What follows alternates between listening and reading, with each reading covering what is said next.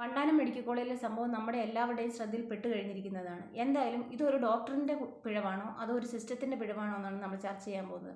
ഒരു ഡോക്ടർ ഒരു കാരണവശാലും ഇങ്ങനെ അശ്രദ്ധമായി തുന്നിക്കെട്ടി കത്രിക അകത്തേക്ക് വെക്കാൻ പാടില്ലായിരുന്നു. അത് 100% ഉറപ്പായ ഒരു കാര്യമാണ്. എന്നാൽ ഇതിൻ്റെ മറുവശം എന്ന് പറയുന്നത് സർക്കാർ ആശുപത്രിയിൽ മതിയായ ഡോക്ടർമാരും നേഴ്സുമാരും മറ്റ് സ്റ്റാഫുകളും ഇല്ല എന്നുള്ളതാണ് വാസ്തവം.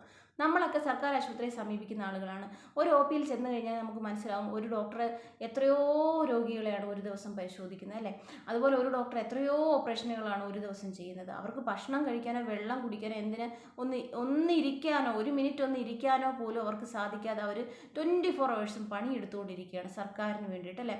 ഇവരൊക്കെ നല്ല റാങ്ക് ഹോൾഡേഴ്സ് ആയിരിക്കും. ഇവർക്കൊക്കെ വിദേശത്ത് പോയാൽ നല്ല പണം സമ്പാദിക്കും. പക്ഷേ എന്നിട്ടും അവർ സർക്കാരിനെ സേവിക്കുകയാണ്, പാവപ്പെട്ട ആളുകളെ നോക്കുകയാണ്, നമ്മളോടൊക്കെ വളരെ കരുണയോടുകൂടി പെരുമാറുകയാണ്. അപ്പം സർക്കാർ ഈ ഒരു സംവിധാനം ചേഞ്ച് വരുത്തണം. കാരണം മതിയായ ഡോക്ടർമാരെയും നേഴ്സുമാരെയും മറ്റ് സ്റ്റാഫുകളെയും സർക്കാർ ആശുപത്രിയിൽ നിയമിക്കണം. അങ്ങനെ ഈ സിസ്റ്റം ചേഞ്ച് ചെയ്യണം. അതാണ് അടിയന്തരമായിട്ട് സർക്കാർ ചെയ്യേണ്ട ഒരു കാര്യം.